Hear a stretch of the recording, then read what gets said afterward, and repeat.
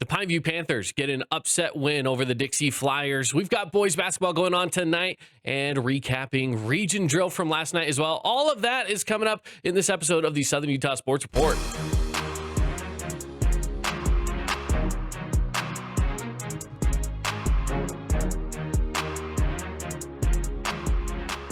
Welcome on into the show, everybody. The Southern Utah Sports Report podcast here with the Fan Sports Network crew. My name is Caden Formaster. Thank you so much for joining me here on the show today. And of course, we're diving into everything going on with Region 9, Utah Tech, SUU, and all of our local sports here to us in Southern Utah. That's going to include diving into a little bit of professional sports as well, since we did have some professional sports going on here in our area. Since this is, again, it is Southern Utah Sports Report. If you're unfamiliar, we do talk a lot of high school sports. We talk about our local colleges with SU, Utah Tech. And then when I say local professional sports, I'm talking anything from Salt Lake City to Las Vegas. We'll dive into all of that as well. So welcome into the show. Again, appreciate you joining us this Wednesday edition of the show. A lot of stuff to get to. We did have girls basketball going on last night, and I think that's where I want to start. The reason being is because of everything that went down last night. There were some upsetting things, and not upsetting because I'm saying, hey, it's horrible, it's bad. Upsetting as in a team that was undefeated just got taken down for the first time this season, right? First loss of the season. Excuse me. That's always going to be a topic of conversation. So let's go to that first. Pulling up the scores from last night here so that we can take a look at exactly how everything shook down in girls basketball last night. The Pineview Panthers took down the Lady Flyers. Undefeated Lady Flyers, I should say. Massive win here for Pineview going into Dixie as well. This was at the hangar last night. So this is, again, in NMA territory for the Pineview Panthers. And the Lady Panthers pulled it off. They pulled off the upset win, if you want to call it that. And I think it really is that. It is that. It's an upset win. Pineview right now is one of the middle-ranked teams in Region 9. In fact, I think they are the middle-ranked team in Region 9 at 4th place. We'll get into the rankings here in just a little bit, into the Region 9 standings. But we look back at this game from last night and we wonder, how does this all play out, right? How does Pineview get this win? Ultimately, the reason they get this win is because of getting out to an early lead and holding on to that lead throughout the whole game, right? They pretty much hold on to this lead through the whole entire set, right? All 4 quarters, you're trying to come out of this one on top. So as we look at the score here, again, final score 58-52, it was close. This was close. It was a battle all the way around. Who do you give credit to for this one? Number one, I think, of course, is still going to be coaching. That's always a big thing. Defense is also big as well, and making sure that you're spreading the love around. They did that very well. Pineview did that very well. Elafia had 15 points. Kennedy Eves had 13 points. Those were the only 2 Pineview Panthers players in double digits. The others combined, though, for a lot. I mean, you're looking at 8 points, 7 points, 6 points from different players, right? You had Kalea Schlenker. Hopefully I got that correct. Kalea Schlenker with 8 points. Reese Gustin with 7. Hayden Harris with 6. And then a couple more coming off of Aniva Sieve, and then Charity Falanico had a couple as well, had 2 points. So, I mean, you're looking at depth right there. That's really the key to this game was the depth. And it was coming down to the wire. Honestly, like it was a good game that just really came down to the final moments of that game, and Pineview just held it off. In fact, not only just that, I mean, listen, they win this game. It's a close one, 58-52. Going into the 4th quarter we're talking like it's a tied ball game. I mean, it was just about that way. It was close. It was close. And so in the 4th quarter, Pineview puts up 23 points. 23 points, okay, which they put up 24 points in the whole first half. So they're putting up just as much in the 4th quarter as they did in the whole first half of basketball, right? They go into the halftime, they're leading by 1. It kind of was just a continual thing. They lead by 2 going into the 4th, and they finish this game, obviously, 58-52. But, yeah, just good team basketball from Pineview. Dixie, they had some players that really got theirs as well, though. I mean, Izzy Hollingshead was 17. She had 3 3-pointers. Addie Winters was 16 with 2 3-pointers. I mean, so they were playing well. They had their stars out doing their thing. But still, again, Pineview comes out on top. Big win for them against one of the top 10 teams in the state of Utah, top team in 4A. So that alone is massive. It's massive. It's a good win, especially when you're looking at like RPI projections and stuff like that. This is a big win for that because you're beating a good team. If you beat good teams, that helps you in the RPI a lot. Losing to good teams isn't all that bad. Losing to bad teams, not great. Beating bad teams doesn't really help you that much. Beating good teams, fantastic for you. So this was a good win for Pineview when you're looking at the grand scheme of it, as we are now getting closer to the playoffs coming up here in, wow, less than a month away. That's insane too. So just keep that in mind as we're getting closer to playoff basketball coming up here in just a little bit. So I would show you the RPI, but as of right now, at the time of this recording, I can't get into the RPI ranking webpage. So I don't know if it's something that they're working on at the moment. And that's why I can't get into it or what, but I would dive into it if I could. So again, Pineview gets the win there. Let's go to another game that went on last night for girls basketball. That's Desert Hills and Cedar. This was a Desert Hills commanding win all the way. I mean, it just felt like they got out early. They stayed ahead through the majority of it. And so Dixie gets the win over Cedar. 51-44 was the final score there. At the half, at this point, Desert Hills had launched into just about a 10-point lead, and they just kind of rode that all the way through. They rode a 10-point lead through the whole second half, and yeah, it was rough. It was rough for Cedar on that one, but Gabby Gomez still goes out there and hits 3 threes. Brooke Vargas with 3 as well, 3 threes. 17 points for Gabby Gomez, 15 for Brooke Vargas. Tess Peterson with 12, the only player for Desert Hills in double digits. And again, team basketball. I love it, especially in girls basketball, when you can spread the love around. You don't have to have that one star player as long as everybody is doing their job, right? Create open shots, open opportunities, get everybody involved. And that's kind of what they did, which works. So 8 different Desert Hills Lady Thunder players with scoring opportunities. So you love that. You love that if you're Desert Hills. Good win for them. And they keep moving up. They're 12-3 team. It's a fantastic spot to be right now for Desert Hills. Fantastic spot for them to be. And we'll look at the rankings here in just a little bit and show you how the Region 9 standings are coming around. So Snow Canyon also gets a win, 56-39 over Crimson Cliffs. Crimson Cliffs has struggled this year. They're only a 3-win team. This is an expected win for Snow Canyon. They got out early and then just kind of ran with it. So it was 20-6 out of the first quarter.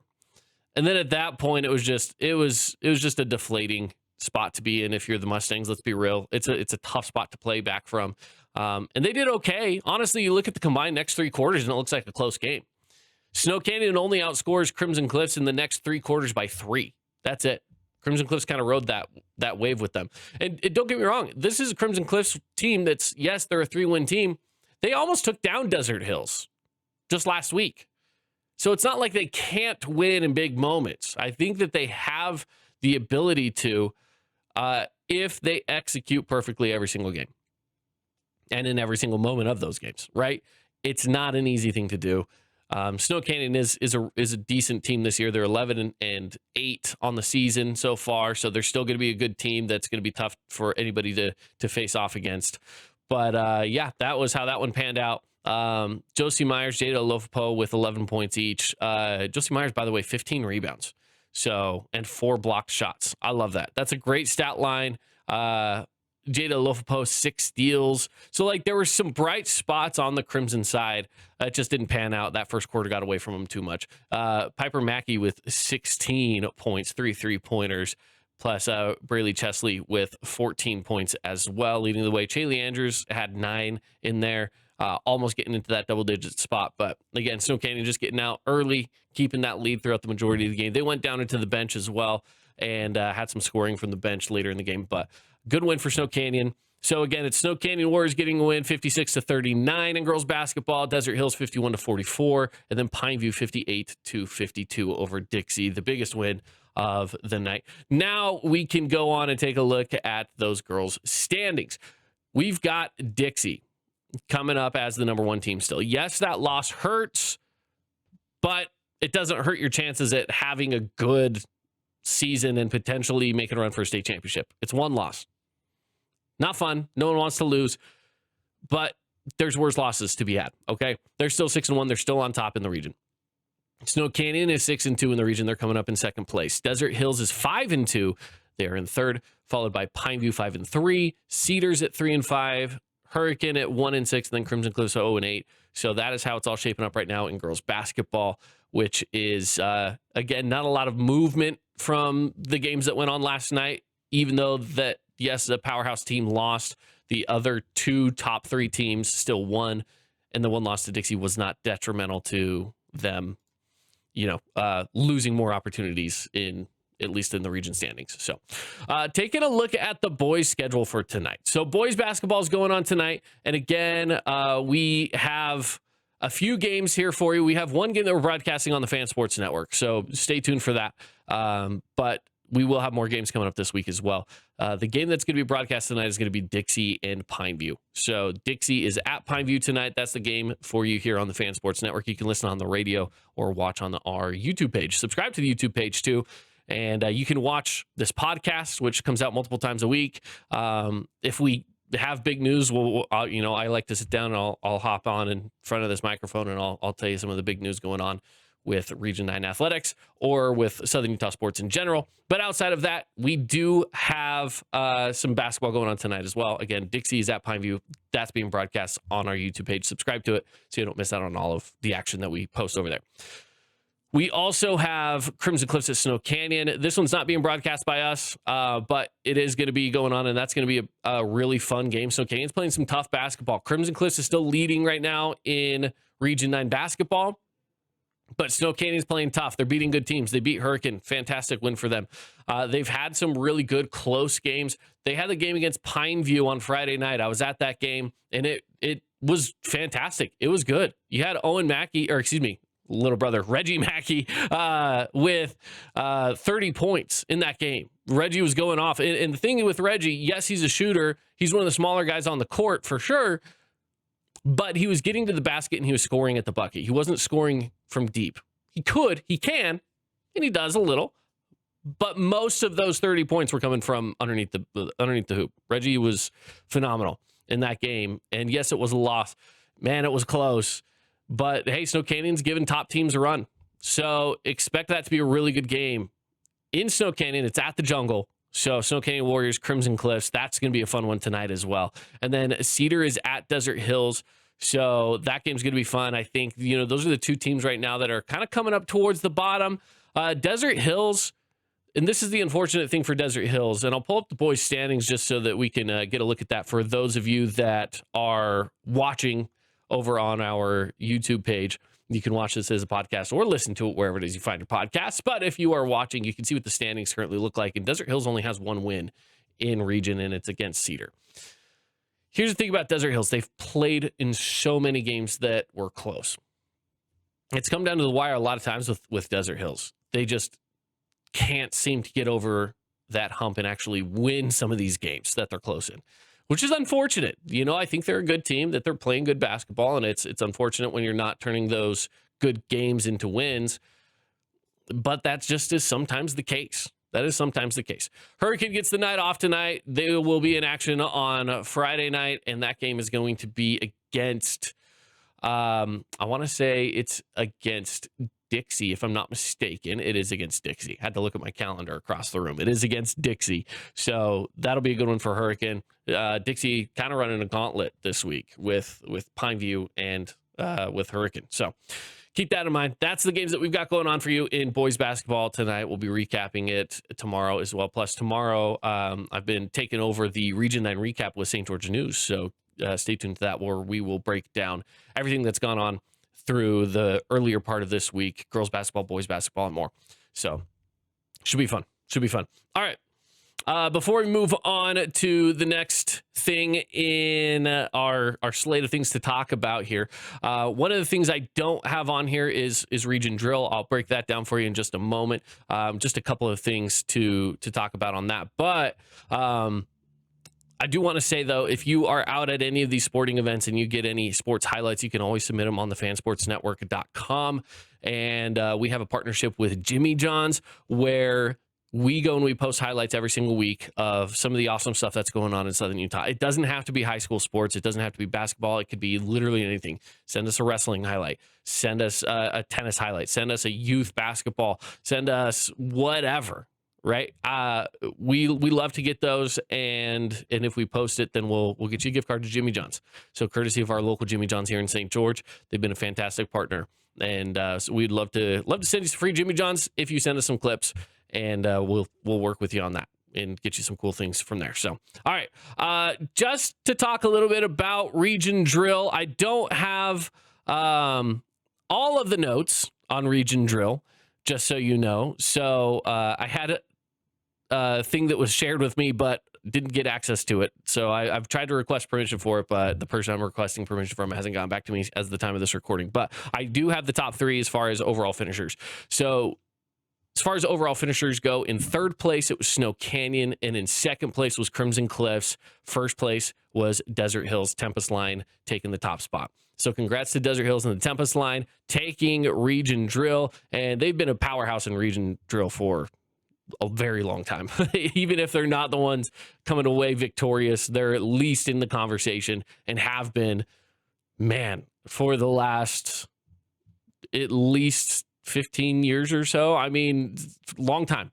It seems like a long time that they have been a powerhouse in drill. So congrats to them, and shout out to all of Region 9 for the hard work that they put in up at SUU last night for Region Drill. And again, it was Desert Hills, Crimson Cliffs, Snow Canyon as your top three finishers from last night in Region Drill team, to give you an update on that. Also in local sports, Utah Jazz. Last night, the Jazz played. Now, this is what I spent my time doing last night, was watching the Utah Jazz game. And one of the things that happened in the Jazz game last night was something that we haven't seen since 2024. And for some reason, the Jazz just do not have a consistent guy who can get this done, and that is to get a triple-double. We saw it last night. Yusuf Nurkic got a triple-double. He had 18 rebounds, 10 assists, with 16 points. So we finally got one. The last time we had one, again, 2024, Jordan Clarkson got it done. And the last time that it happened before that, I want to say it was like 2008. It was a long time. There was a game in the playoffs where Ricky Rubio got one, but that technically doesn't count towards the regular season. So we'll throw aside Ricky Rubio's triple-double that he got back in the playoffs in like 2019-ish. Maybe 2018, somewhere around there, that he got a triple-double. So throw that aside. Yusuf Nurkic got one last night. So congrats to him. That was a good one. And the Jazz got the win over the Minnesota Timberwolves, 127-122. Good win for the Jazz last night. It comes off of a career high as well for their guard, Keontae George. Keontae finished the night with 15 field goals made, which was an insane number right there. 43 points. 43 points for Keontae. He was lighting it up. It was such a good game from him. I think he's a superstar athlete. I really do. I think he can be a key piece in this Jazz rebuild. And it's games like this that show me that they have the potential. Even Ace Bailey, their rookie, had some really big moments. Down the stretch, the game was getting close. Some inside-out basketball, wide open for a three. He hits it. Minnesota calls it timeout. And it just kept the momentum alive. Guys like Ace Bailey, guys like Keontae George, some of these younger guys on the team are doing big things. The problem is consistency. If they could be a little bit more consistent, I think the Jazz have themselves a decent team that could find themselves in a playoff spot. Now, again, not always going to be the case, which is unfortunate. It is unfortunate. That's just how it is. So the Jazz get the win, though, 127-122. Also, I will say, former Jazz player Rudy Gobert did miss 2 free throws. So that means the state of Utah gets free Chick-fil-A today. So if you're hearing this right now, download the Chick-fil-A app and get yourself some free free chicken, thanks to Rudy Gobert missing 2 free throws in the fourth quarter. As of right now in the standings, the Jazz are in 13th. That is still outside of the playoffs. Not far. By the way, Grizzlies, Mavericks, they're 18-win teams. Clippers are 19 wins. The Jazz are not far from getting into a play-in tournament. They could do it.